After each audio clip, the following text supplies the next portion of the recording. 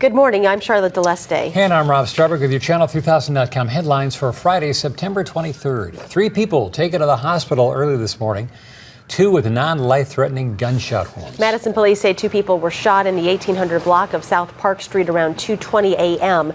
A third person suffered injuries to the face and upper chest from shards of glass, which came from a car window being shot out. Police have no motive or suspects. An investigation is underway. The community of Darlington is remembering a hero.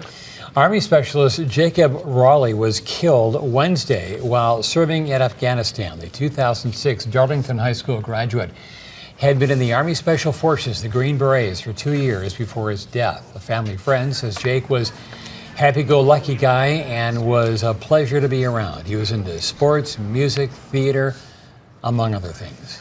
Shock. I mean, it's just like, you know, you always hear about people being killed in Afghanistan, but it's just a face until you know them, you know, and it's just, it hits and it hurts.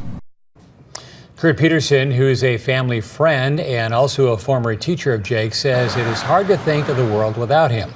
He says Jake joined the military to help find himself, and he truly believed in the cause. The deadline for state employee unions to file for recertification has passed, with only 6 unions filing requests.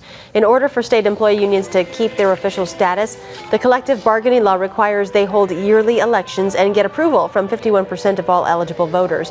But this isn't the end of unions, says a UW professor. Instead, unions will enter a new, more efficient phase, which will likely include lobbying. The Wisconsin Employment Relations Commission says unions representing school districts and contracts signed before June 29th won't have to decide whether to recertify until September 30th.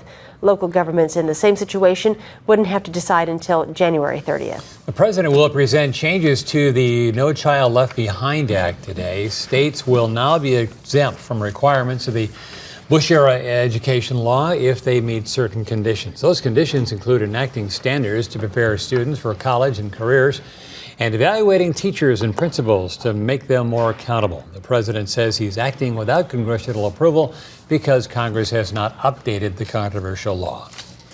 And for more news, join us at noon, 5, 6, 9, and 10.